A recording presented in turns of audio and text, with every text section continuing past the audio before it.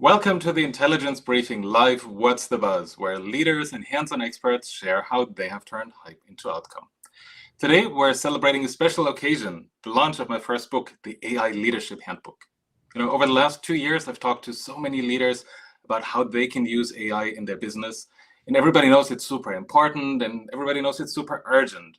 But what I found is that only few know where to really start and to do it successfully. And that's why I've invited those that have been doing it successfully onto my show, What's the Buzz, and asked them to share how they have turned hype into outcome. Now, watching 60-some episodes that we've recorded over the last 2.5 years and piecing everything together gets a little cumbersome. So the idea for the AI Leadership Handbook was born. It's your one resource that helps you prepare you to lead AI programs in your business with a 360-degree view beyond just technology. And because it's a little boring if you just listen to me, I've invited some of the guests back. For example, Matt, who's already joined us. He's a CAIO in the life science industry, and really excited, Matt, to have you on to share a bit more about what are leaders seeing today, what's keeping them up at night, and how can CAIOs sleep well again. Thanks so much for having me, Andreas, and congratulations on the launch of the book. When I first joined your program, last year, and we talked about the role of the Chief Artificial Intelligence Officer, I was really like an outpouring of engagement from across the transformation, innovation, kind of large enterprise and a small startup ecosystem as well, in terms of folks like really interested in kind of how this work could really be progressed forward to drive outcomes.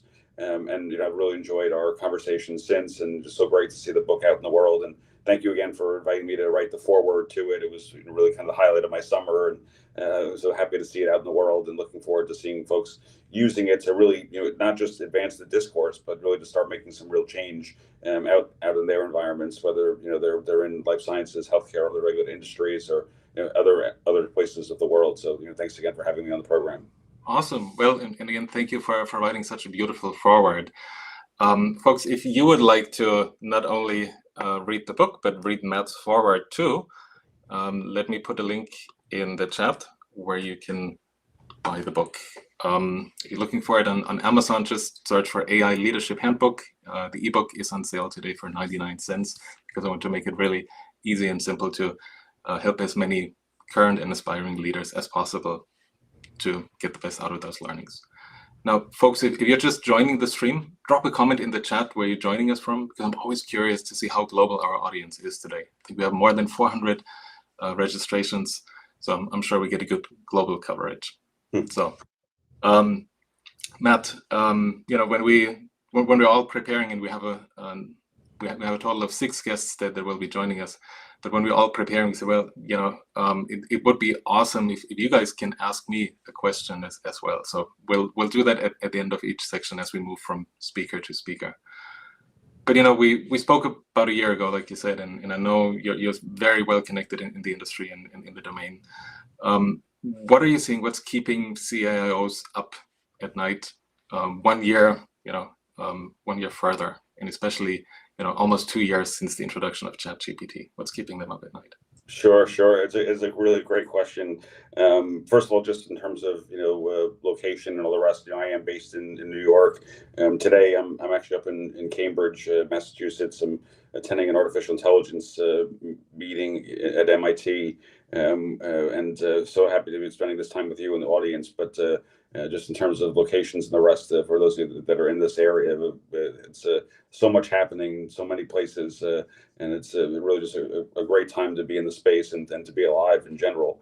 But in terms of what's keeping chief AI officers and really anyone that's kind of deep in on AI up at night, I think that really is like the most vexing kind of challenge that we face. Is I've chatted with other AI experts in the space, and that there are real solutions and real value to be accrued by implementing generative artificial intelligence and other AI across the ecosystem. But one of the kind of like weird paradoxes of AI adoption is that even as it allows for increased efficiency and outsized productivity within and across the workforce, it almost is like this like double-edged sword that the folks that are actually leading the work and helping to progress it forward don't necessarily find that their days are any shorter, or that that they have more time. If anything, maybe they're more excited about their futures, or more excited about kind of all the things that are possible. And I've spoken to a number of people like myself that are on the speaker circuit, that are at conferences, that are leading businesses within their organizations, and potentially are involved in the not-for-profit environment, like myself, of a foundation that I'm a board member of, and other activities I do beyond my organization. And I think it's challenging truly to get to bed on time, because people are up until midnight or beyond finding new challenges to address, and all the things that can really be done now with generative artificial intelligence that for many years, sometimes decades, went unsolved. So it is a true problem. This question of being kind of up at night is both a figurative but also a literal challenge. As AI becomes more and more practical and pragmatic and possible, it literally means that people that are deep in on it are struggling with their mental health and struggling with their stress and their anxiety, because there's so much that can be done. How do we prioritize our time?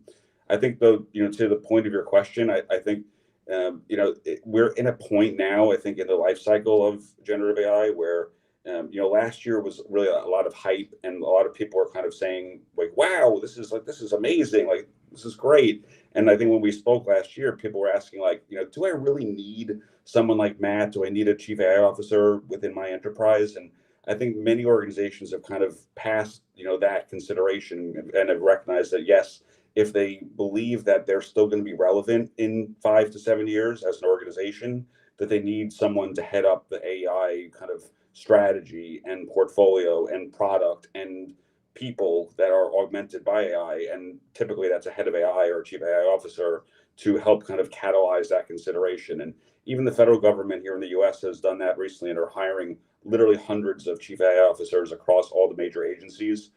Every major organization now is either having a CIO or is hiring for that position, and it's really hard to kind of argue against it. So we're now in a position, unlike last year, where people were like, that's an interesting role, it's a curiosity, but what do we do with it? Where now people are actually putting people in those roles, and it's more a question of how do we use that person's time? How do we value and respect the role that it is, and really extract the most value from it so that it helps the organization here and now, but also is set up well for success in the future? And it's a little bit antithetical perhaps to some of the roles that people may have come from before they're in this position. Like I was a chief data and analytics officer for many years before I was chief AI officer, and in that type of role we were always kind of like scurrying around trying to kind of find things to do, like trying to find ways to justify the role. I can't tell you how many times I went to a conference where one of the titles was like, is the CDAO role going to be obsolete in a year or 2 years? I never hear that topic discussed at AI conferences, because there are so many work streams that are relevant and resonant for the CAIO role that it's like the opposite problem. It's like, how do you really kind of scale and democratize the work of the CAIO role so that it provides value to the business here and now, but also so that it can be done at a measured pace so that people can adopt it and accelerate its consideration across the business. I think prioritizing and aligning with the people so that it works for everyone is probably the biggest consideration. See, from my own experience building and leading an AI CVE, I remember that was one of the toughest challenges. First of all, staying on top of all the things that are coming out, figuring out where is the value, what are the things that we should be prioritizing and we should pursuing, not just because they are fancy or we can do them, but because they actually deliver a measurable business value. And I think that's a key part of what you mentioned as well, of that AI leadership role, helping not only guide your data science, AI teams, but also work very, very closely with your business stakeholders to tease out where are those opportunities to bring in AI and how do we measure it, right? I think that was the other thing. Certainly everybody wants happier employees and fewer clicks and you name it, but very few people are willing to put a price tag on it and pay for it, right? So how can you measure it, I think, is another dimension that you mentioned too in that. Now, By the way, if you're in the audience and you have a question for Matt or for any of the following guests, please feel free to put it in the chat. We'll take a look in a couple of minutes and pick one or two of those. Now, everybody starts somewhere in a leadership role and on AI. I think it's getting easier to get started and to get your hands on it. But what's your recommendation? What's your advice to leaders coming new into this role? What's the hardest part that they should prepare for? Yeah, it's another really important question, and I think again, unlike a lot of other C-suite positions, or really any leadership position in an organization, you have to kind of think about like the context of the role that this is kind of contributing to. Like unlike say like a chief innovation officer or chief commercial officer or chief data analytics officer, or really any like leadership position, most of these types of roles that contribute to the health or safety or risk of the organization have existed for years, decades sometimes.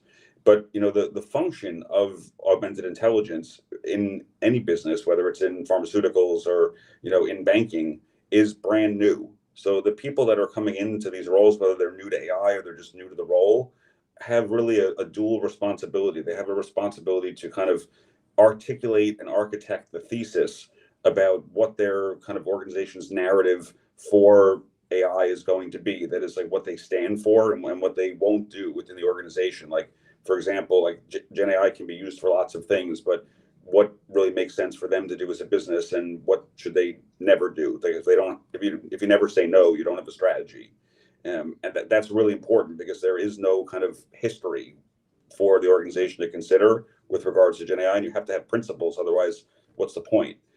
So that's an important consideration. So the leader in that role is essentially building the thesis, building the organization, building their team, which historically most likely does not exist when they come into role. And there's an understanding of culture and of process and of systems and of the organizational strategy and its priorities and where it is in the commercial market, both internally and externally, and where it wants to go. Which a leader of the business, if they're coming from the business, they're an incumbent, they may know a bit of, but not everything. If they're coming externally, they know very little. So you have to kind of recognize kind of what's possible to achieve within a business that is essentially brand new, de novo. And then also there's like a second consideration that while you have to build a business to make the AI work, you're also directly responsible for transforming the business at large in order to be successful. The CAIO role is really it has an internal role to kind of stand up a new business, like a startup type role, but you're also transforming the business in the future so that it's successful and is future-proofed against competitive threats, both that exist in the present environment, as well as those that are coming from the startup ecosystem and other places. So it's you have to kind of wear both hats. Like, how do you build for the present, but also how do you defend for the future? So it takes like a really considerate approach to be able to do both those things and not to get stressed out by it, so that you can sleep at night, to use your earlier question. Right. And I was just having a conversation with the CEO the other day, and they asked exactly that same question. What are the threats that we need to be prepared for and look behind our back? And what are the opportunities that we need to seize and look what's ahead of us with AI and because of AI? So I think great point summarizing that. Now, I'm curious. You've read the book cover to cover, obviously, before you wrote the foreword. I'm wondering, first of all, what got you excited, and then what's the question that you have for me? Because that's the thing none of the guests and I have aligned on before. So if you follow the show, and I usually ask my guests, if AI were a ... what would it be? It's the surprise question. I'm curious what question you have for me. Yeah. I mean, when I agreed to write the foreword, I didn't completely realize that I had to actually read the book to write the foreword. I was so excited by the opportunity to do it that I, of course, immediately agreed. And then I set out to start writing, and I was like, I can't really do this without knowing what the book is about. So I started reading a little bit about it. I was like, damn, I got to read this whole thing before I can really write the forewords. And I read it, and I was like, man, I honestly couldn't have written a better book myself. And I had some designs. I'm trying to do something similar, but like, this is really the way that I would have articulated how a leader within any business, and any enterprise, kind of is trying to adopt and augment their teams, their organization from a really considerate perspective. And it really was so practical, but also so well researched and considerate and helpful. And I hope some of that came across in the foreword and in the book itself. But I think my question to you is as we think about the trajectory from really going from one of awareness and hype, as people have kind of described it, to this kind of place of action that we're in now, of how the book is, even at the current length, is still probably a little unwieldy for like the average kind of executive in role. Like, so not everyone has time to read the full book, if you will. Like, if someone is not an AI expert, and I see some friends that are here on the program that are on the right side of the screen, if you will, and or they have teams that are not as deep in on the content as you and I are, how would you recommend that they kind of use the content in the book to kind of act as a foundation, or as a springboard to actually make change within their organization? I love that question. First of all, thank you. Look, I think that the key thesis that I want to get across with the book is it's not about technology. Definitely not just about technology. Yes, there are so many things that we can do with AI and because of AI, but none of them will really work and materialize unless you bring your people along. And that means that you need to work closely between your data, IT, AI, and business teams to bring them together to find the most valuable ideas to pursue. You need to align AI with your business strategy to begin with. Otherwise, you're most likely just running science projects that don't go anywhere, right? You should think about, how do I create a following around this within my organization? So you need to look at things like multipliers, communities of practice that can help you not only enter different business functions, finance and procurement and HR, where you want to help them get more value out of AI, but also become advocates for you and bring back information and feedback to you. What is working, what is not working. So really have advocates and multipliers for you. Those are things that you can do even without a data science background, right? Those are some core change management organizational principles that you can follow. And that's why I wanted to make sure that they're easy and understandable and accessible in the book as well. Great question. I love that. Yeah, again, thanks so much for having me here and having me in the book. It really was a really special opportunity to participate, and it's the first book that I have both an autographed copy by the author and which I've contributed content to. So it's a real milestone in my professional career, and looking forward to our next conversation. So thank you so much again, Andreas. Wonderful. Thank you so much for being with us, Matt, and for sharing all your learnings with us. Of course. Awesome. So then let's see. Let's move over to our next guest. Let's see. Brian, are you there? I am here. Perfect. Awesome. Excellent. So, hey, folks, our next guest is Brian Evergreen. Brian is the author of Autonomous Transformation that he published through Wiley, one of the most acclaimed management books of the year by Thinkers 50, one of the leading organizations looking at and ranking management books. So I'm super excited to have you on, Brian. Last year we spoke about transformation and reformation and autonomous transformation. So I want to make sure that we pick up there again 1 year after and see, where are we? Why is AI leadership still important? What does transformation mean? So thank you for joining. Absolutely. Thank you for having me, Andreas. And I'd say that we are in an interesting moment where people have seen that there is value to be had here when it comes to AI, but they're struggling to capture that value themselves. And I think one of the biggest reasons that we've seen, something I think that I and you and many others warned people against when the AI, so Gen AI hype bubble started to really grow, was you can't, AI is not something where you can just get quick wins. We talk a lot about AI use cases, and I've been giving this example lately, and that I think is, I really like, at least, which is that if you were to picture the most beautiful building that you've ever been inside of, and just like walking in and just being awed by that building. Now think, how did that building come about? Did they come together with the architects and the woodworkers and the people that are shaping the metal? All these people that came together, did they start and say, okay, well, here's a set of tools, and let's start with like a great use case for the first one, and then we'll go from there, right? Like there's no way that that would have happened. Instead, they came together and said, like with Duomo, which is one of my favorite examples. I mean, they were pushing the boundaries of what was possible from an architectural standpoint. And so being able to say, yeah, could we even build a dome that big? What would have to be true for us to make such a big, beautiful dome?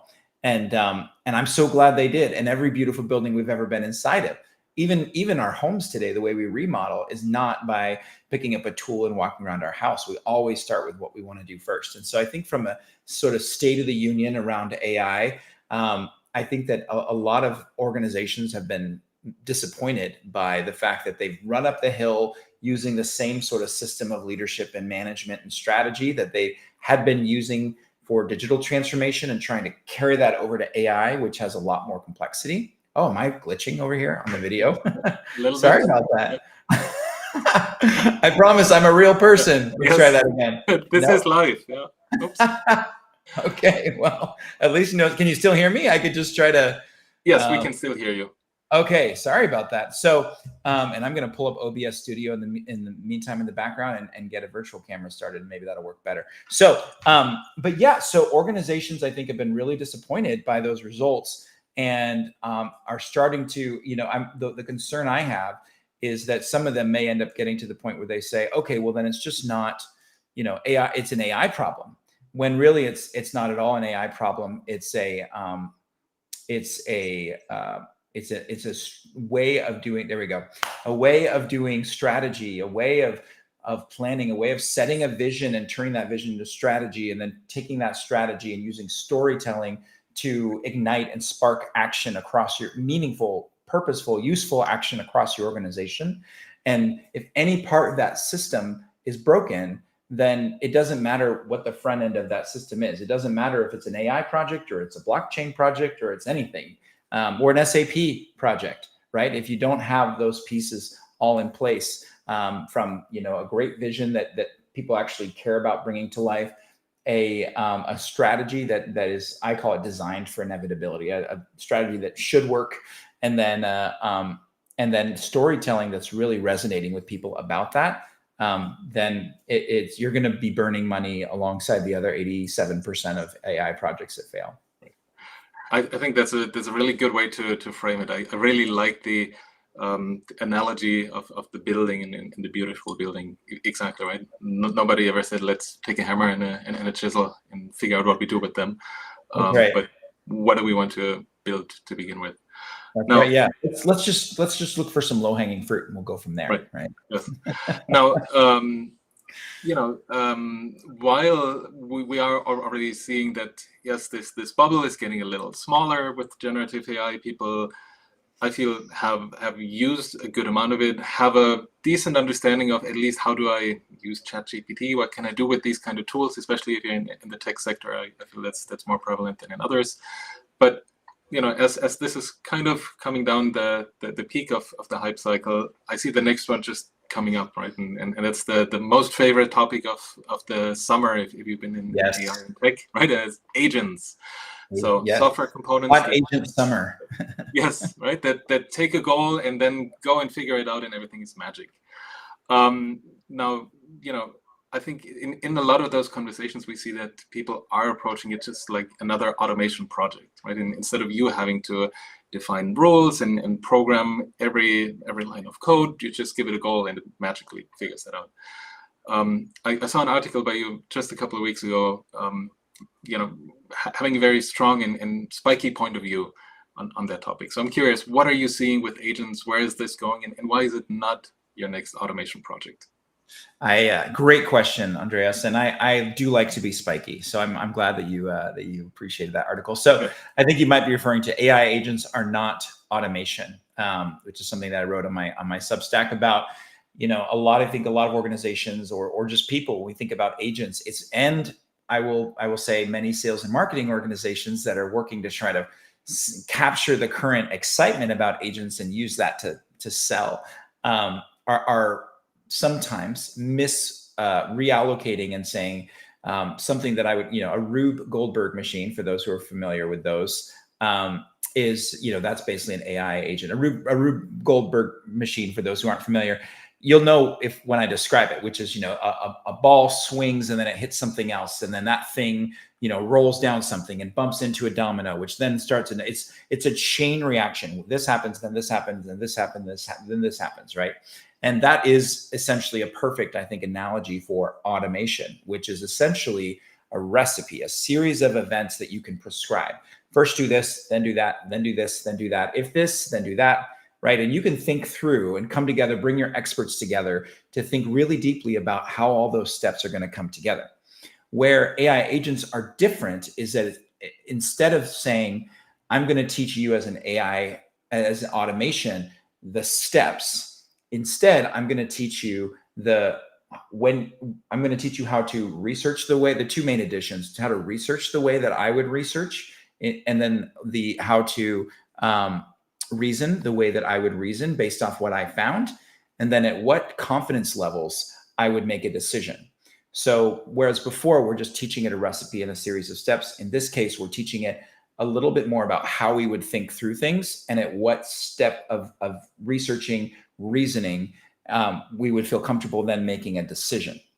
That's one major difference. Another one is that instead of with automation, you might have in a given automation sequence, you might have a step where it's, okay, now check with the human. If at this step, if this equals that, check with the human, to sign off.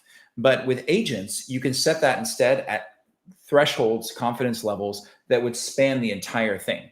So in other words, if anything's outside of the norm, at any point, check with a human. Whereas with an automation project, if it passes step 2, where that was the check with the human step, and things start to go haywire on step 3, it's not going to bother checking with a human because it's just going to follow the sequence. Whereas an AI agent would be more dynamic and would know, okay, anytime anything gets even slightly outside of this, this box that I've been told I can, go operate within, then I'm going to check with a human. So those are a couple examples. I think the last that I'll say that I'm very excited about is that I think it'll redraw organizational boundary lines. I think 2D chess is to say that we're going to figure out how to create AI agents that can navigate the current interfaces across the internet that will, learn how to understand menus and then click through those different menus and use search bars and to navigate the existing construct of the internet. I think 3D chess is sidestepping that and having agent to agent, almost like a new internet in a sense, that will be leveraging APIs and have a whole agent marketplace that's happening behind the scenes that will help us as leaders and as individual consumers to be able to not have to think so much about so many of the things that we do on a day-to-day basis. Like if I were, my favorite example is if I worked at a construction company, and let's say, Andreas, you did as well. And we each needed lumber for our projects that we were about to start. And you live on the other side of the coast from me. And so I call up in Seattle and I call Acme Lumber and I say, hey, I need lumber in Seattle. And they look through their warehousing and they say, okay, we have lumber in New York City. And so we're going to have to draw up a purchase order that is going to include the extra cost for a truck driver to drive it over to you. And therefore, this is the shipping time and all of that, right? And the impact to, from a CO2 emissions perspective. And then let's say you're on the opposite side of the country and you call up ABC Lumber, a separate lumber company, right? And you say, I need lumber in New York City. I don't think you're, where are you based, Andreas? You're in the Midwest. Philadelphia. Okay, never mind. Philadelphia. So I need lumber in Philadelphia. And I say, and then the ABC Lumber says, well, great. Let's look in our warehousing. Oh, it looks like we have some in Seattle. So now we're drafting a purchase order where you're going to pay extra. And now 2 truck drivers are going the same lumber all the way across the country.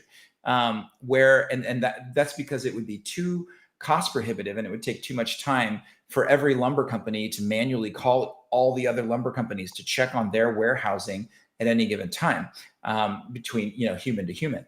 In the agentic future, the ability to have AI agents that just query an entire marketplace in a matter of other agents in a matter of milliseconds, those 2 companies could actually trade us as customers. Because for us, we want the right quality of product.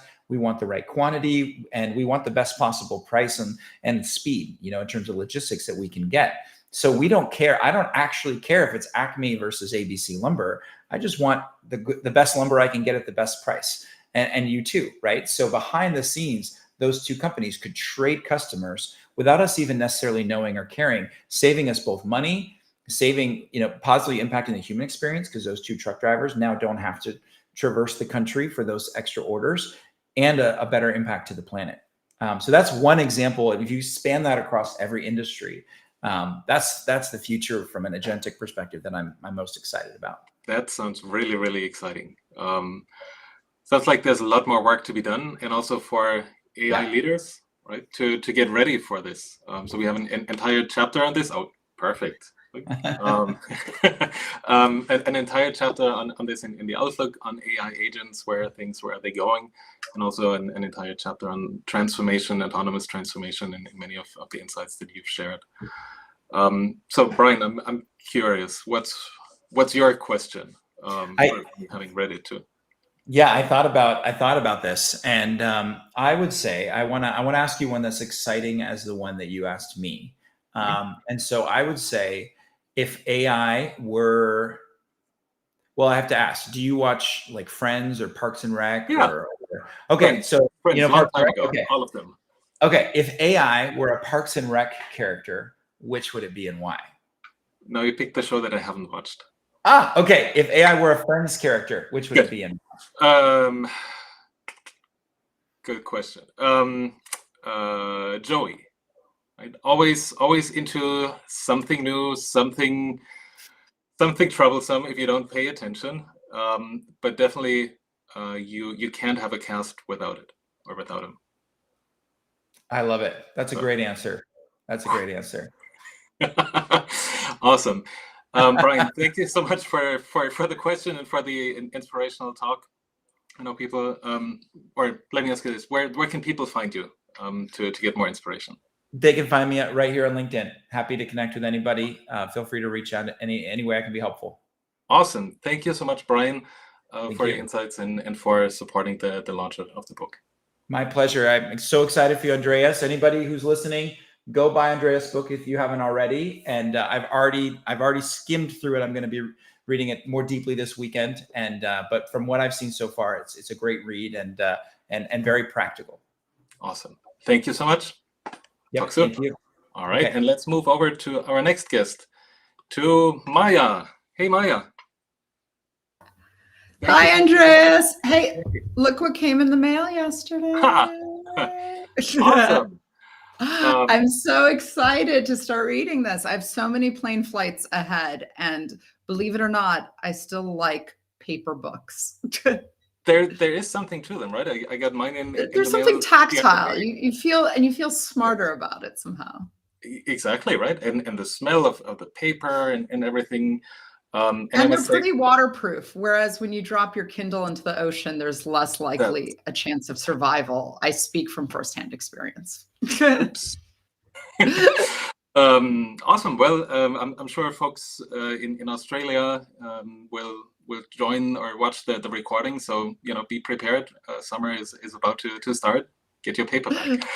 Exactly. Now, Maya, awesome. Hey, you were on the show, I think, about a year ago, maybe 5 quarters, something like that. And we talked about how can you get your leadership on board and manage stakeholder relationships, especially with your senior leaders. And from my experience as well, right, it's super key to have your stakeholders on your side, and not just when AI is the shiny object and everybody wants to do AI, but also help them understand why should we do things a certain way, where some of the limitations. Yes, generative AI is great, but it still won't do your demand forecast. I think that was a great example that you mentioned on the episode together. But you've led so many AI programs in the most senior levels of executive leadership in financial services. You're now the CEO of SAVVI AI, and maybe share a bit about what SAVVI is all about. But I'm wondering, what is critical in this phase of AI adoption, where we're just coming off the hype? What do new and existing AI leaders need to tell to their leadership about it? Absolutely. And Andreas, first of all, super excited to join you on this huge day for you. I mean, not many of us get to say that we are a published author, but you do, which is well deserved. Brian made some great points. Your previous speaker, Brian, made some great points about a bit of disappointment that's setting in with AI adoption as we're coming off of this sugar high of AI, if you will. But I think there are three key elements that organizations need to address when adopting AI, and that's reality, data, and courage. These are the three key elements right now of going over the hype cycle and getting into some practical implementations. And the first one is a bit of reality that's sinking in. Yes, we're coming off of, as Brian pointed out, hot AI agent summer, the new brat, if you will. But the reality is that AI projects need to align with an organization's goals and strategies. They need to be able to be something that can be scoped and achieved. No longer can we talk about what's cool to do with AI, what's creative to do with AI. Let's talk about what can we do that generates ROI for the organization? What is a tactical solution that can create value? So on the other side of that hype cycle is tactics, it's implementation, it's practical solutions. It's a bit of the boring stuff. But the reality is that the whole shiny object phase of AI is coming to a little bit of an end when I look at enterprises right now. But the fact of the matter still remains that AI can achieve results. It has been achieving results for organizations for decades, like Netflix, Amazon, JP Morgan. I mean, I can literally go down the S&P 500 and show you how they've all been using different facets of AI and not just generative for years to achieve results. But I think reality is super critical right now. Let it get scoped, make your CFO happy, get it out the door, and attach it to some real business metrics. The second critical element is really data. A lot of enterprises have spent the last decade investing in data system. And Andreas, maybe you've heard this too. I mean, you've heard the phrase data is the new oil. Right. And yet, when it comes to AI, I'm still shocked at how many companies will tell me, well, our data's not ready yet. And I'm not sure we trust our data. And that comes, I don't know, have you heard that as well? Occasionally, yes. Yeah. And it's crazy, right? Right. It's so crazy. It's like, what have you been doing for the last 10 years? What have these tens of millions of dollars that you've spent on data, architecture, on data piping, on data transformation? What did you invest to? So I guess I'm a little bit confused why there's the fear that if data isn't perfect, it's not AI usable. I guess my bigger question is, how are you running your business right now if you don't trust your data? But if anything, investing in AI will show enterprises how and where they need to make better data investments. And it'll also show them insights that have been locked away in like the dark reaches of their enterprise warehouse, data warehouse systems that need to be brought to light. So I think that getting over that data perfection in AI is really critical in moving beyond the hype, because you'll always be chasing data perfection. And the last thing is a little bit of an obvious one. It takes courage right now. Data gathering, data prep, we used to joke that was like the slowest part of any AI project. Now I'm finding increasingly that it's just fear that's dragging down some of these timelines. Constantly being stuck in this like model tweaking and validation. We have to get it more perfect and more perfect. And yes, 94% accuracy is much better than 92% accuracy. But currently, the team that's working on this problem might be working at 80% accuracy and taking 6 months to get into production versus 6 days that it may take if you attach an AI program to it. So I think the doomerism, if you will, a little bit the doom and gloom of the AI conversation, it's needed to throw some caution into the hype cycle. But then again, it's swung that pendulum so far that there is a lot of fear. So I would say that when it comes to launching AI systems, you need to have courage to get live and get it done. And I work with a ton of financial institutions and financial services companies. And trust me, like risk avoidance is basically in their charter, but there has to be a balance between being too afraid to do anything. And then also that the other side of that, which is let's throw everything into production right away. Yeah. I really love it how you're summarizing that, right? And I think again those three pillars make perfect sense. You know, without clear data, you know, you will struggle, but you shouldn't, right, overthink it or just, you know, stretch it out too far so you're behind on your AI projects. But it does take courage, like you said, right? So last time we talked, you mentioned a lot of the advice around managing your executive stakeholders and how to, you know, also talk to them that yes, AI is here, but it's not the solution for each and every problem. So if you're buying the book and reading the book, there's a lot of that in it as well, what you shared. And I know you're a big proponent of understanding, you know, first what the problem is that you're trying to solve, and then figuring out what technology should we actually use. You know, I thought Gen AI had solved all of that for us and everything was just super easy. But I have a feeling we still need to educate leaders and stakeholders about all those things. And just wondering, how do you navigate those conversations with leaders that are a little more familiar with Gen AI, or maybe even think that they got it all figured out and know everything? Very, very delicately. Especially if they're your direct. Yeah, exactly. Very, very delicately, with quite a lot of tact. Well, first of all, I will say this. I think there is still a massive education gap with leadership and with AI, because I don't think that a lot of leaders really understand that AI isn't one thing. It's not just generative. Right now, those two words are being used so synonymously that AI is just being used as a shortcut for generative AI. And they're not thinking about it as an entire toolkit, that it's not one model. It's not just generative AI to rule them all. You're talking about tools and talking about using the right tool for the right problem. And that's fundamentally where we start, which is that basic kind of aha moment of there's not just one type of path to achieve the results you're trying to achieve. It may be generative, it may be not. Generative definitely has some very useful applications. Look at all the convenient tools that Apple just introduced yesterday. Take a photo, ask a question, get information, get appointments, and more. These are very practical applications of generative and ones that work with the problems that they're trying to solve. But it's really not the only game in town. And I think when we talk to leaders, we give them examples of sophisticated organizations that are looking at generative, but they're looking at generative as part of the solution. They're looking at the right model for the right problem. And sometimes they're looking at a process of chaining together multiple models to solve a certain problem or a certain process. For them, it's not the model type that matters. It's about, is this the best way to solve this problem? Is it even about AI, or is this a process problem that's just broken? So when we talk to leaders, we keep stressing that more education is needed, both by the leadership teams, but also by their teams themselves. Right now, it can't be top down. You have to let your people experiment with AI tooling. You have to let your people bring problems to the table that they're seeing that they believe that AI can solve for. And the leadership need not be prescriptive, meaning they need not say, oh my gosh, we have a new ChatGPT model. Let's figure out how to use ChatGPT in our organization.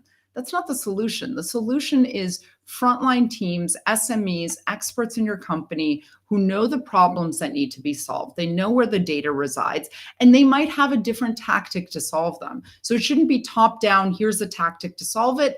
It should, let's educate ourselves on the toolkit, let's expose our folks to the toolkit, and let them get their hands on it so they can find the right solution for their particular problem. And finally, leaders need to be educated about how their teams are feeling about AI. And this is really important. Look, this is a new technology. And in an odd way, what I'm seeing in enterprise is that the tech part of it is almost easier to implement than the change management part of it. Because so much of the original conversation about AI was about human replacement. How many workers can we replace? And headline after headline of companies saying, we've replaced X amount of workers. We shut down this. We don't hire anymore for that. Now, when your team as a leader, you start talking about AI to your team, and that's what they've been hearing in the public discourse, they're immediately thinking to themselves, my job's at risk. I don't want to use this tool because what they're really trying to get me to do is to train my replacement. So I think it's up to leaders to educate their teams and to bring them to the table, to bring stakeholders to the table, and to really treat this as a human augmentation tool and not a human replacement tool. And that's the way they're going to get the teams to adopt this faster. I love that focus on humans and making sure that you have that connection, that you have that transparency as a leader with your employees, that you are being sincere about that. And also what you mentioned earlier, right, that there are different technologies and they all serve a different purpose. So there has to be some level of an understanding, or at least willingness to understand what tool do I use for what job. Oh, absolutely. And I think a lot this year, I'm seeing that at the enterprise leadership level where they've stopped becoming prescriptive. It stopped being, how can we sprinkle some Gen AI or how can we sprinkle ChatGPT on this? And now it's, okay, let's look at our problems. Let's start talking to our teams about what really needs to be solved. And let's open our minds a little bit that it's not just one model that is the solution. There are different processes for this. I love that. Really good call to action as well for those of you joining us live or listening. And again, just to reemphasize that the part about when should you use machine learning, when should you use generative AI has inspired an entire chapter here. So make sure to get your copy today. I got mine. Awesome. Now question to you as well. What's your question for me? I can feel it's getting a little hotter. My seat, I'm on the hot seat, but. All right, so I have a question for you, and I have a prerequisite. You can only give me a one-word answer. Okay. So you can't couch this in anything. Ready? Ready. Name me the most overhyped and underhyped thing in AI. One-word answer. Agents. Is that overhyped or underhyped or both? Both. It depends what side of the buying equation you're on. I think on the selling side, on the vendor side, it is starting to get a little overhyped. And I think on the business side, on the buying side, it is underhyped, at least the understanding yet of what will be possible and how to prepare for it. So your hypothesis is hot agent summer is turning into an agent espresso fall. I don't yet have the hot song of fall dialed in yet. It's maybe your pumpkin spice latte that you should prepare for back in season, right? So something like that. I love that question, by the way. Starbucks will be so happy. oh yeah, right. I need to see if I need to turn this into a promotional. They should be sponsoring this entire live cast. Yeah, they should. Awesome, Maya. Thank you so much for sharing all your expertise. Like I said, lots of good information in here as well, inspired by our conversation last year around how do you work with your senior stakeholders and manage those relationships. Perfect. Thanks so much for having me. Yeah. All right. Thanks. Bye. So let's see. Our next guest is Paul Kurchina. Hey, Paul. Thank you so much for joining. Thank you. It's a pleasure to be here. And I'm armed. I've got one physical book, and I actually have the digital book here as well. Boy, you're really well prepared. Thank you so much. What a bargain on the Canadian Amazon store, 99 cents Canadian even, which is 73 cents US. It doesn't get any better than this. It's the best 99 cents anyone will ever spend on their leadership skills today. 73 cents today. Yes. Now, for those of you who don't know Paul, I know you are a prominent figure in the SAP ecosystem. You're an evangelist. You run the enterprise architecture community. You've been in and around the SAP ecosystem for more than 25 years. Let's say over 3 decades now. I'll call myself out. Okay. And you've seen so many trends come and go, whether it's from large enterprise vendors or if it's in the tech industry.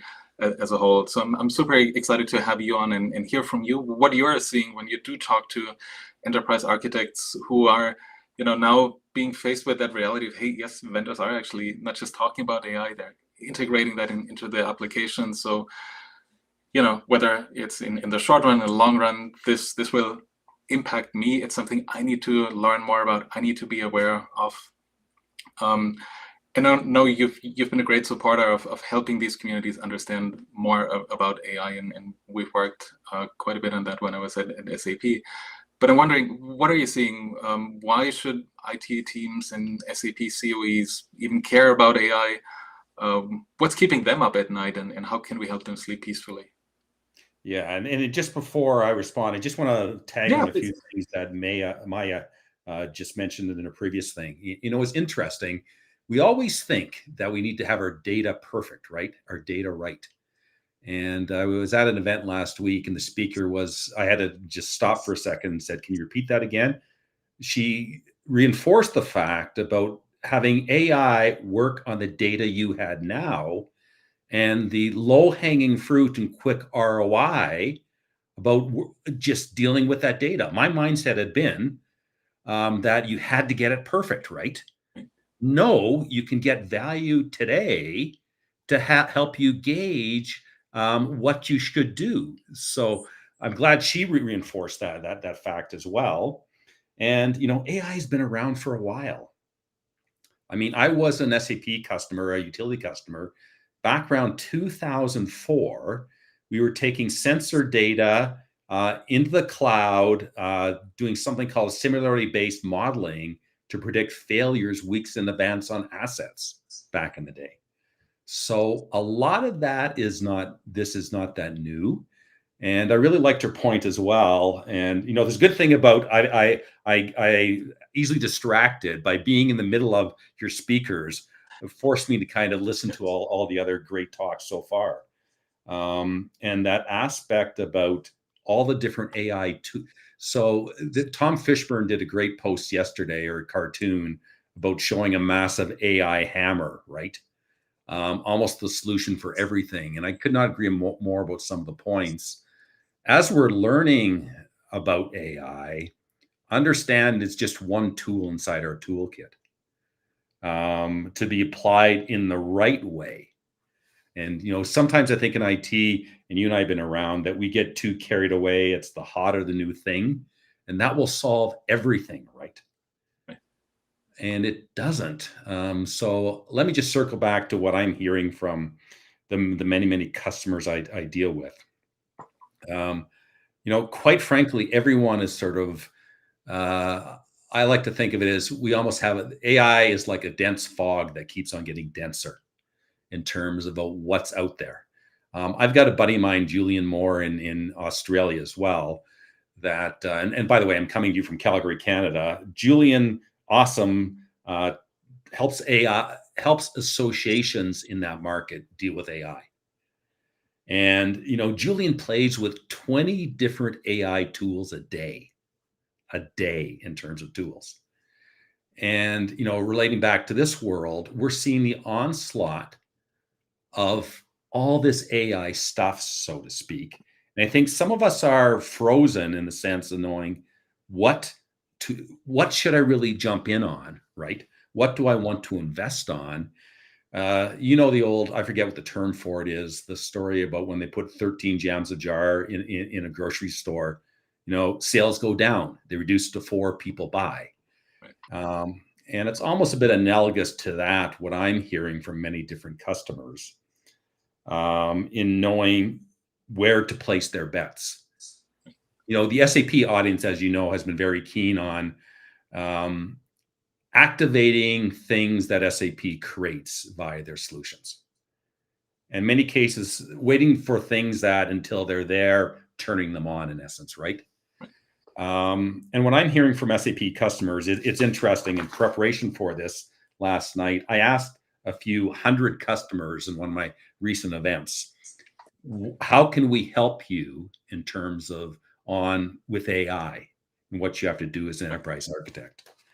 And And it's things like I asked for the top 10. So of course I used AI to take the 300 plus things and give me the top 10.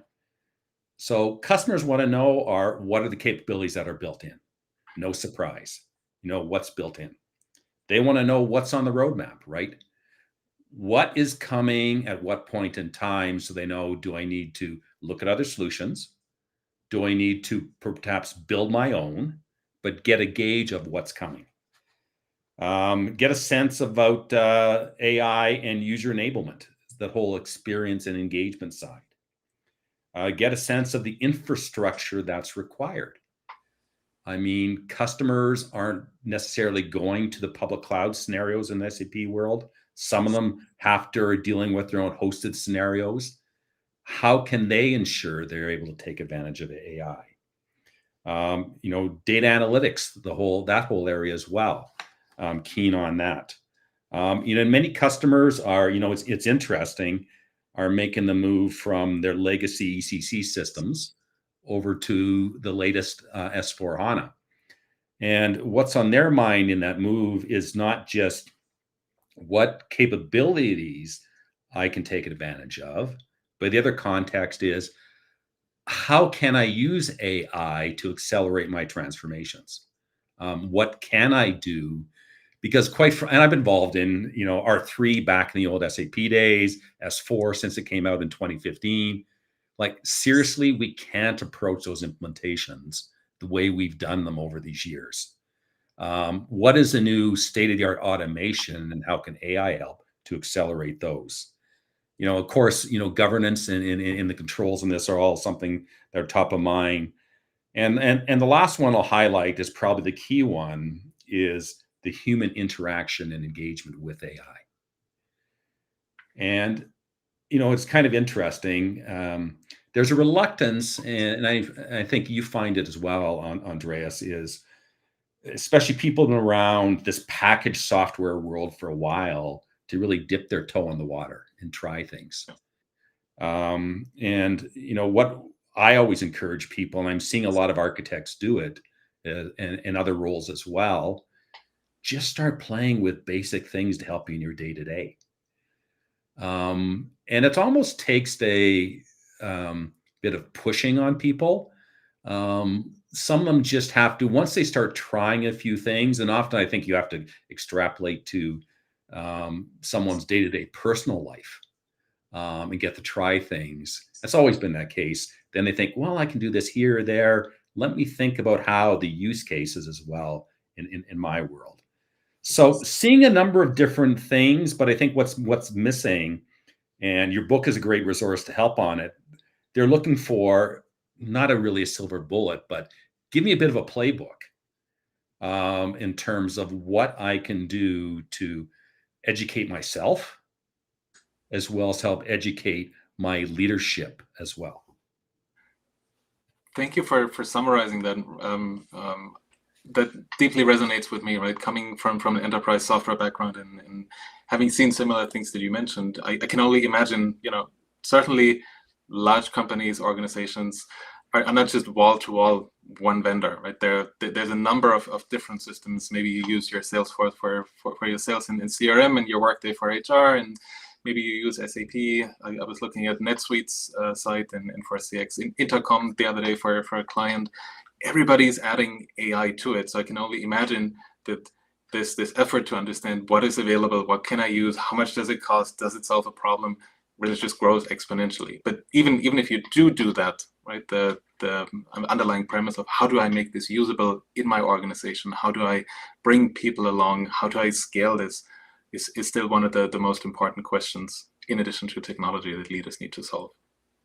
And I think that point of whether you call it, how do we augment ourselves, right? If you call it augmented intelligence or whatever it is, as you're waiting for, I'll term it, some of the dust to settle on some of these things, you have to, there's almost like a couple of paths here, and I'm interested in your views on this.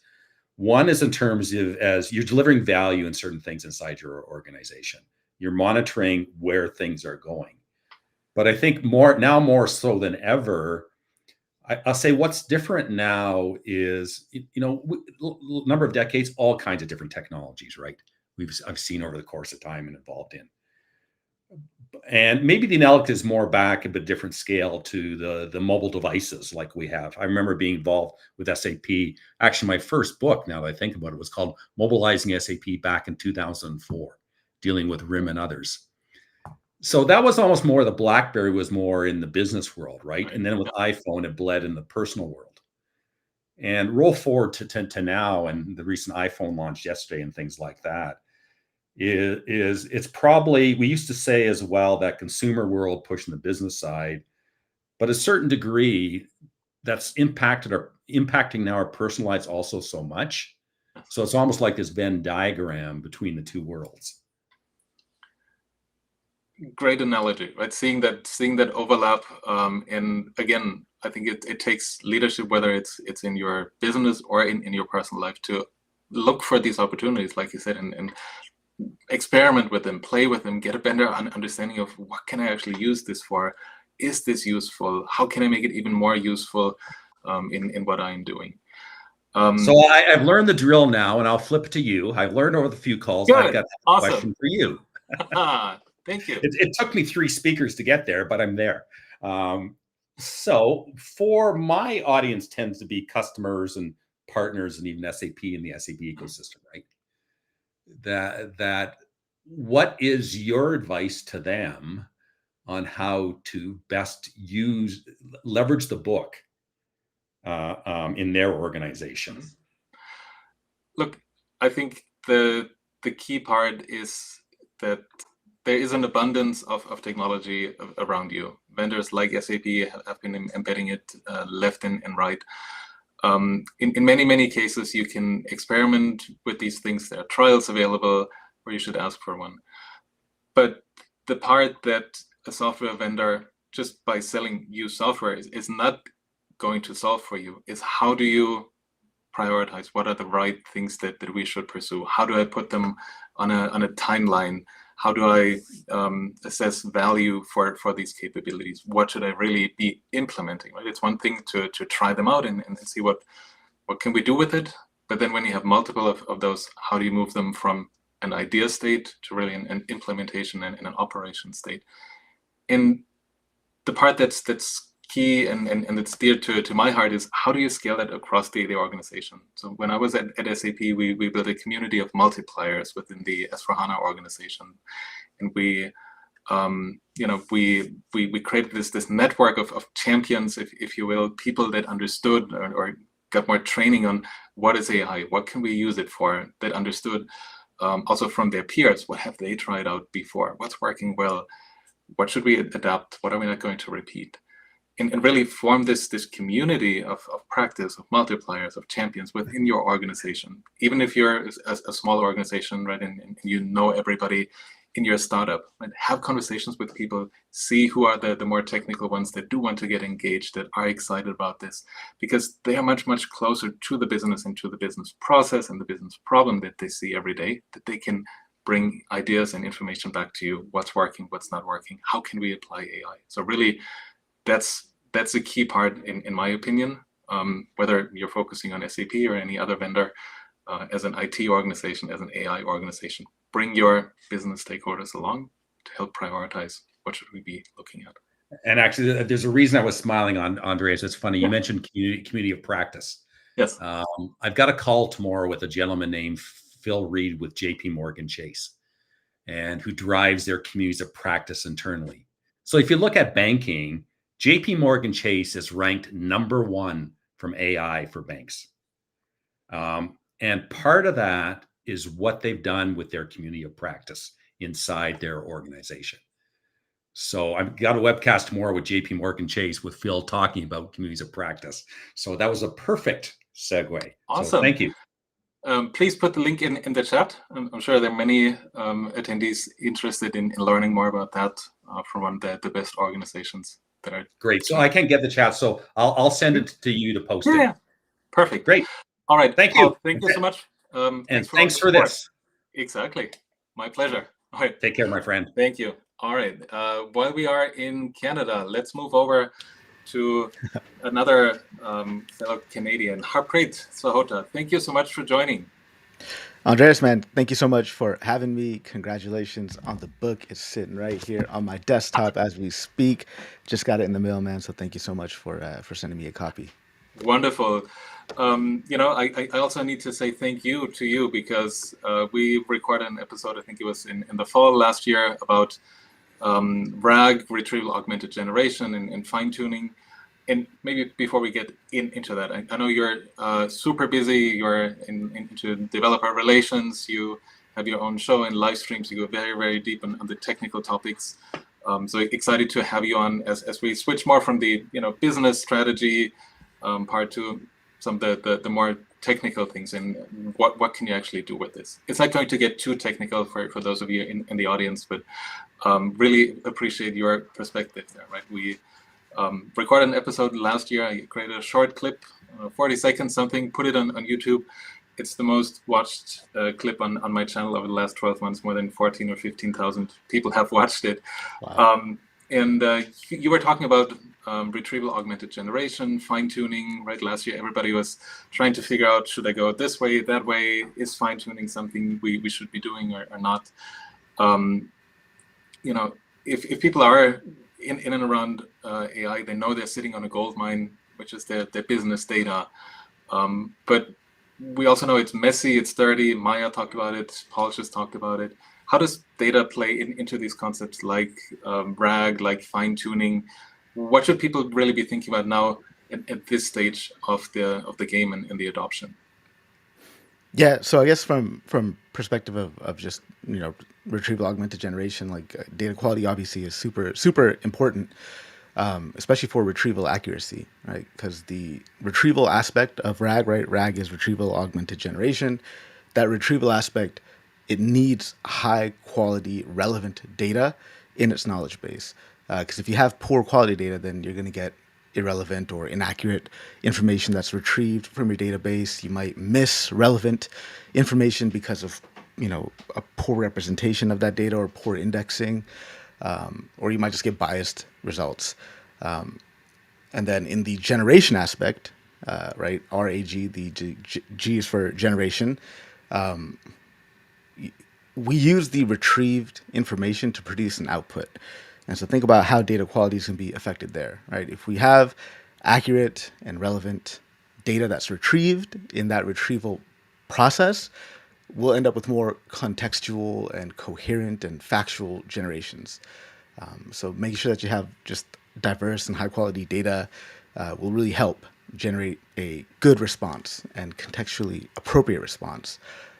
When your data sets are nice and clean and well structured, of course, this is going to improve the model's ability to, your retrieval pipeline, the embedding model, to retrieve the right documents.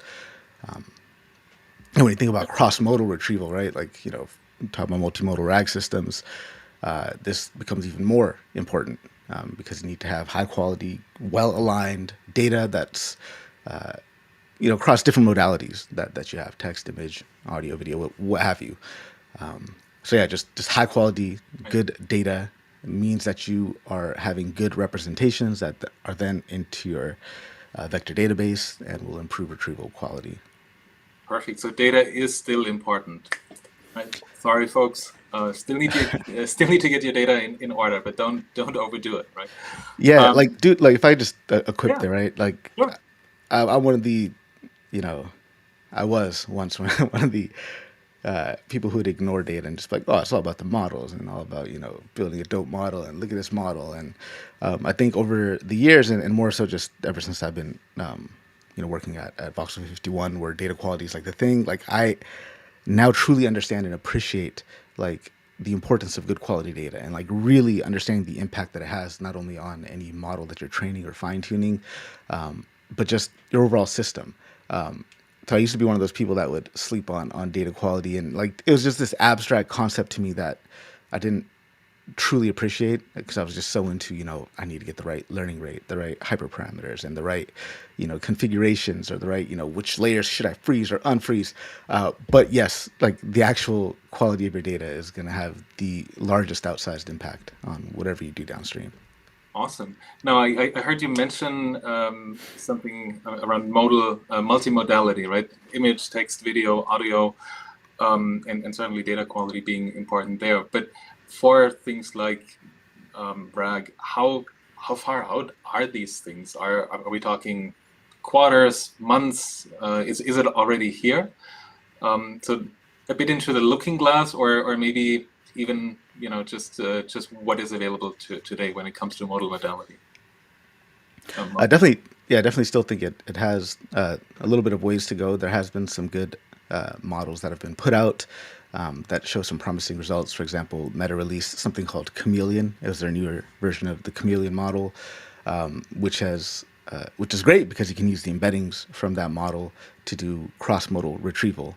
So it is an improvement over, clip or image bind. And then Apple released their, it was called 4M21, which was 21 different modalities that they can handle with one model. So models like this are becoming more and more like powerful, and it's really, pushing what is capable with multimodal RAG. I think still a long way to go to have the results that we're having with text-only RAG, but the research is coming, and we're going fast, I'd say. That's exciting, right? I think so many things have been moving so fast over the last 2 years, ever since ChatGPT dropped, and it feels like there's no week without any big announcement, something impressive, something exciting.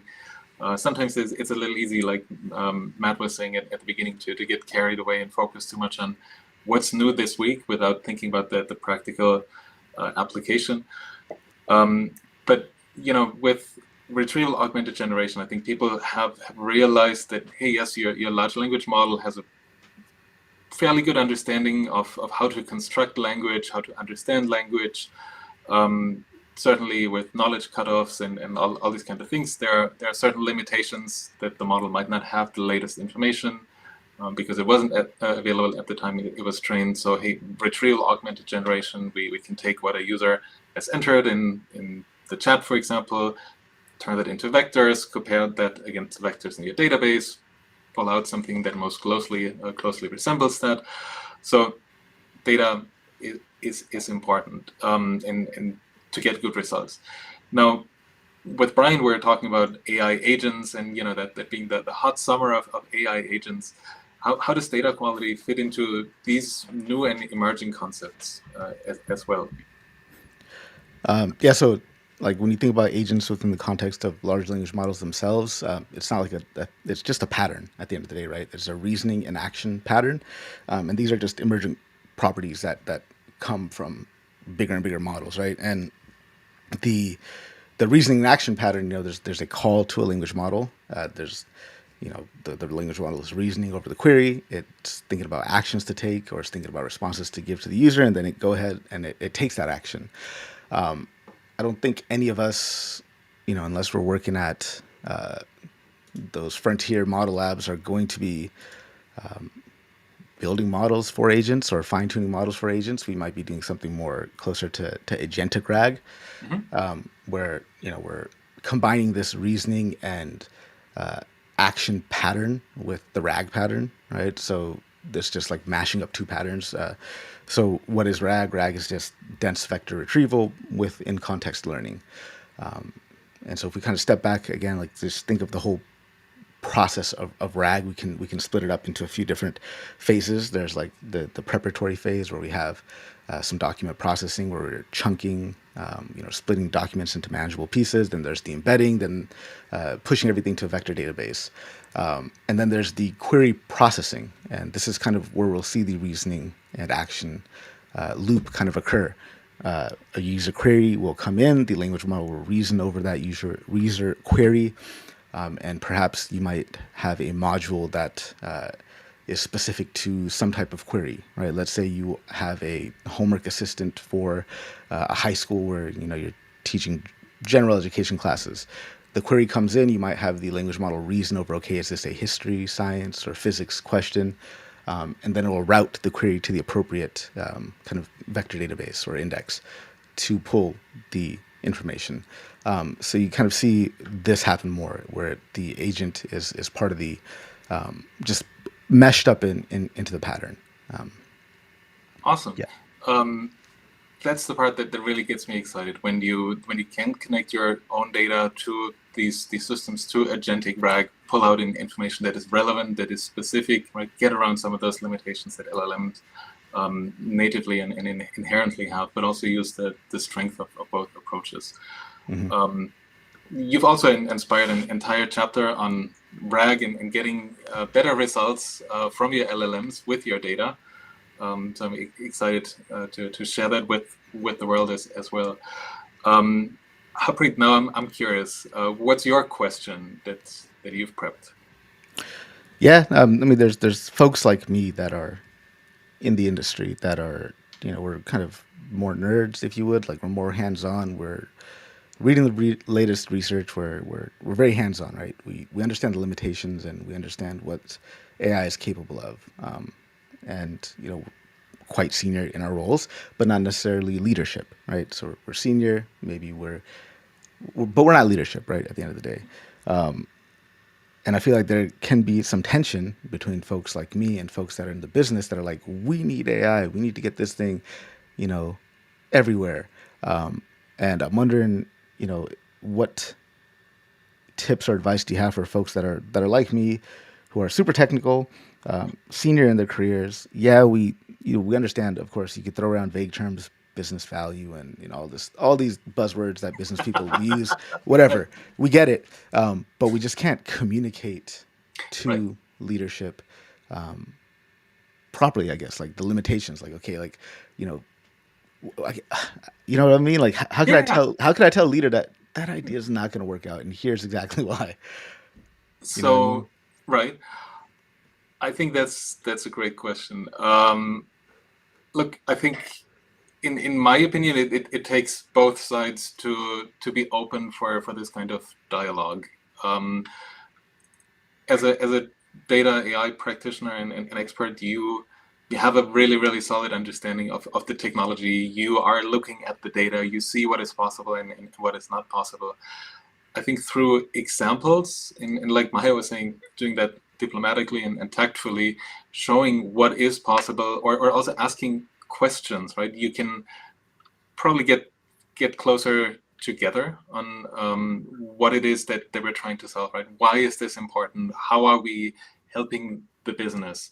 Why do we believe, on the other hand, that AI is the solution for this? Or again, maybe it's not generative AI, maybe it's not RAG, but it's machine learning, and it's your whatever K-means algorithms and type models.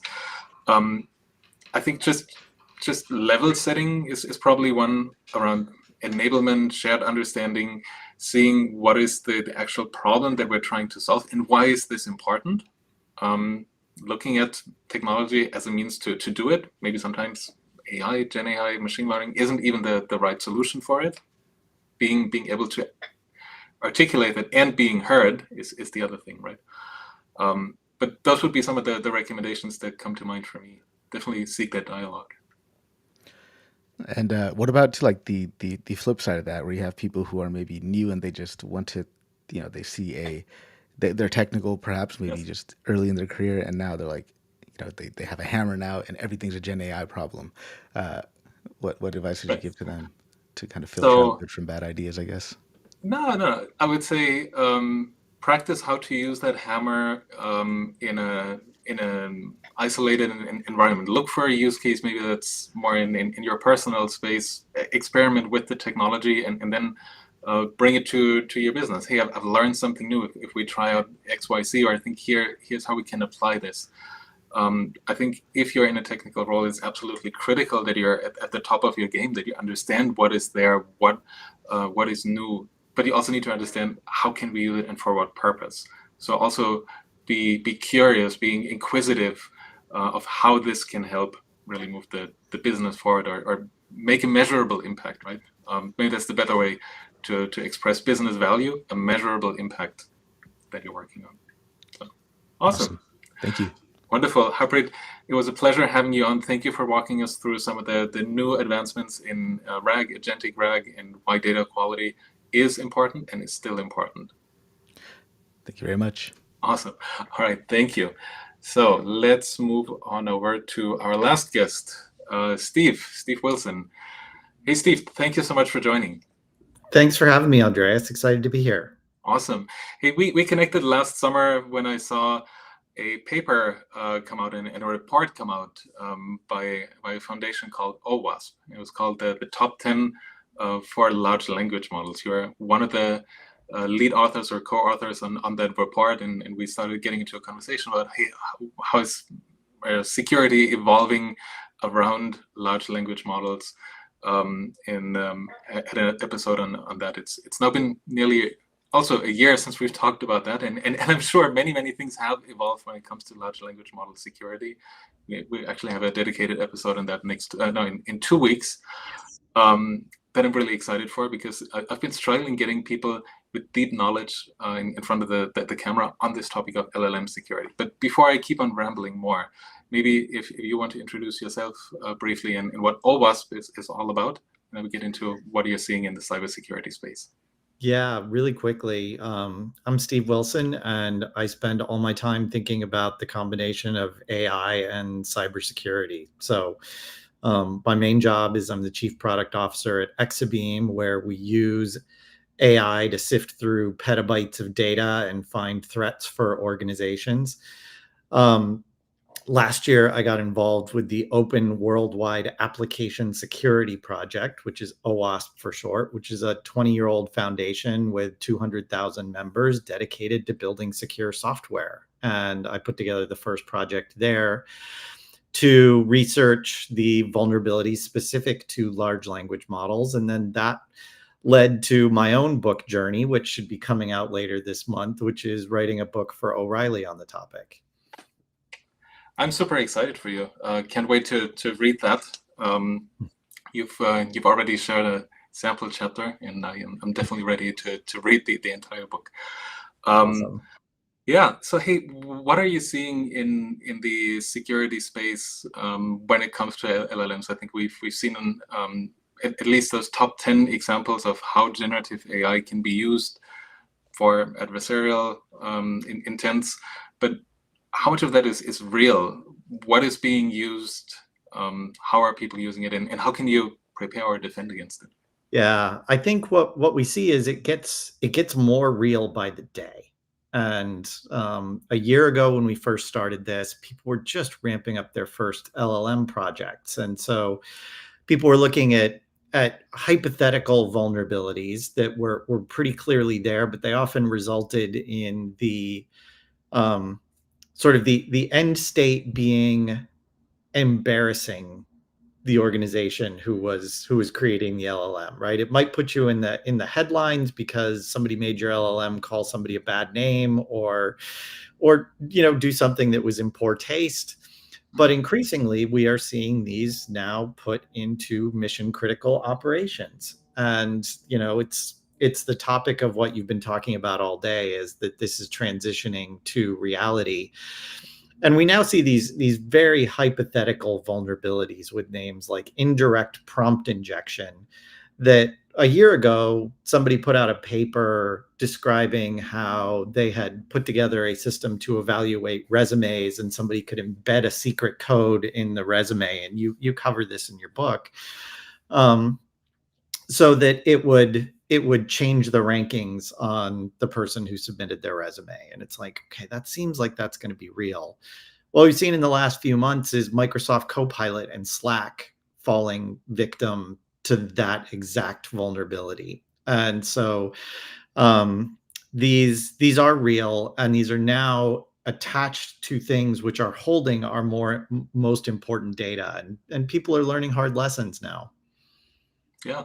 I remember seeing that paper and trying that out, and having done some academic research in that space of how do you use AI and machine learning at the time, about 5-6 years ago, to rank resumes. Just seeing that it is possible, it could be possible to game the system that way was just mind blowing, right? And especially as we want more and more people to use applications that have large language models in Gen AI embedded, right? So you're almost pushing them towards that edge, and you need to educate them, I think, as well, on what could be possible. But certainly, being careful about that. Now, if it's not just about prompt injection, right? I think a couple of months ago, I had Carly Taylor on the show. She's a senior machine learning manager at Activision, and she was talking about large language models being used for spear phishing, targeted phishing campaigns. What are you seeing there? How are large language models being used by the bad guys, if you will? Yeah, so we've seen bits in the news where organizations have been targeted with things like deep fake Zoom calls. There was a bank that somebody transferred a bunch of money. Very, very real vulnerability.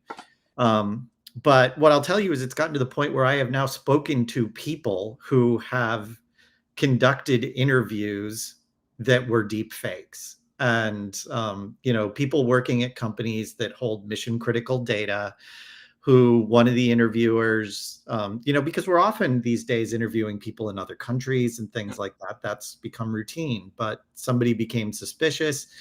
They had somebody who was a little more trained in this from the security team conduct a follow-up interview, and they said, this is not a person. So this is real, and this is happening. And so, a year ago, what I was telling people is your previous phishing training, we were all used to Nigerian prince schemes where, things were barely written in English and you had to look at them, just have the tiniest bit of skepticism to spot these fakes, right? The URLs are misspelled and this and that.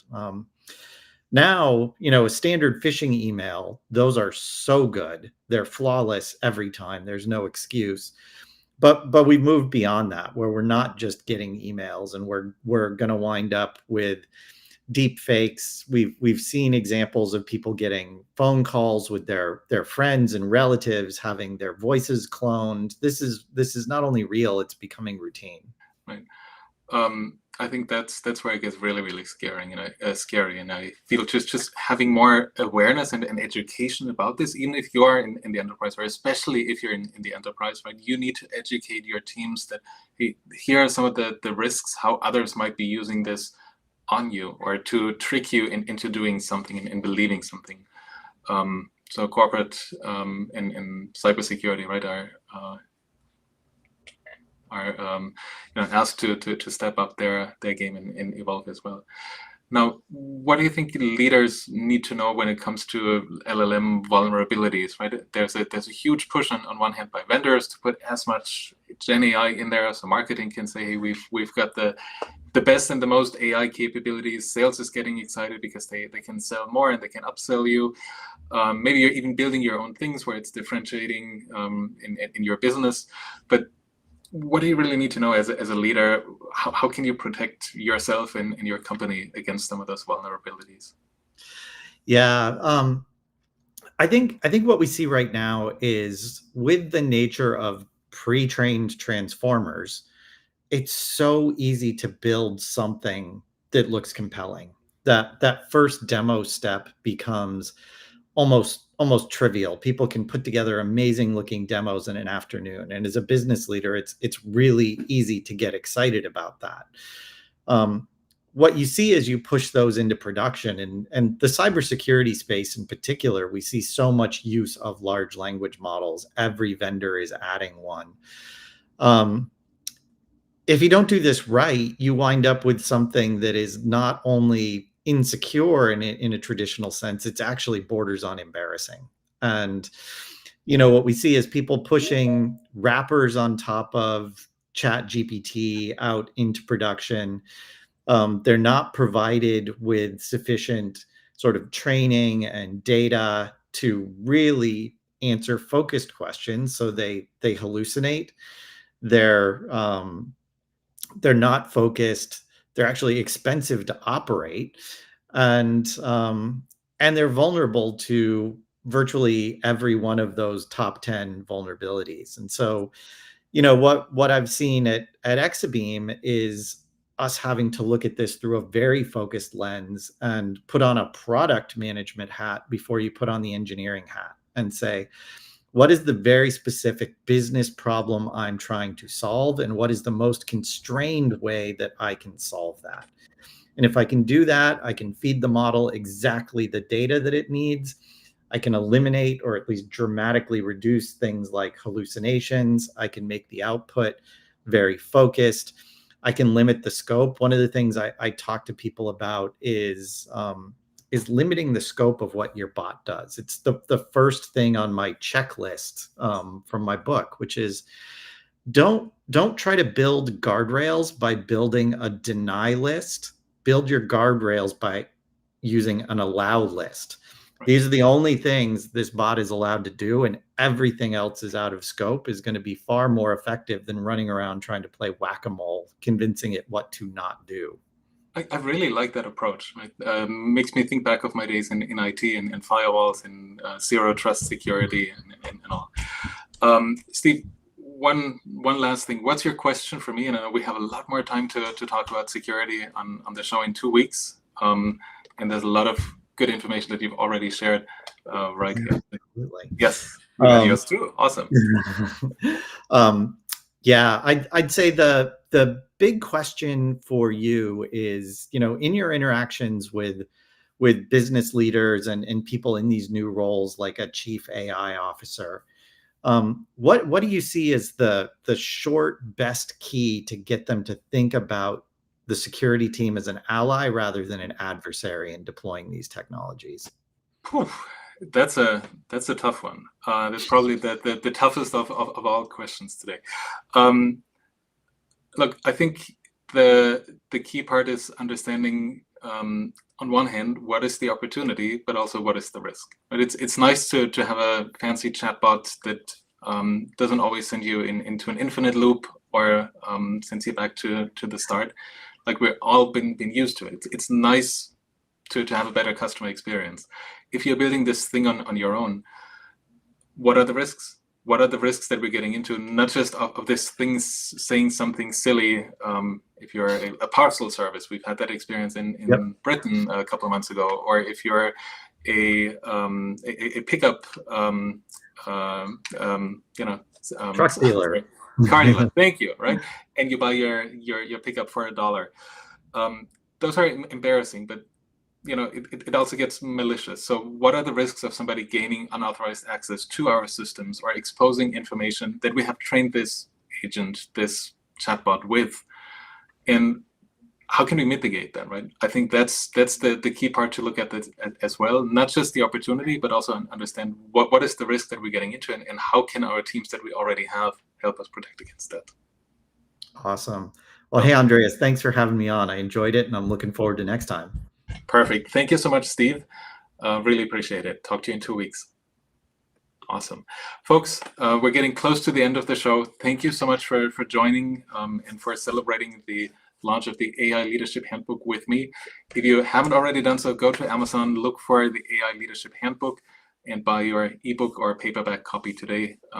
Make sure that it's affordable for as many people as possible so you can learn about all the 9 key steps. I'm super excited and thankful for all the great guests that we have had on, and to dive into some of the chapters and some of the topics here as we're exploring more and more generative AI, not just exploring, but also bringing it into your business. So folks, we're getting close to the end of the show. Thank you so much for joining, and see you next time on another episode of the Intelligence Briefing Live. What's the Buzz? Until next time, bye-bye.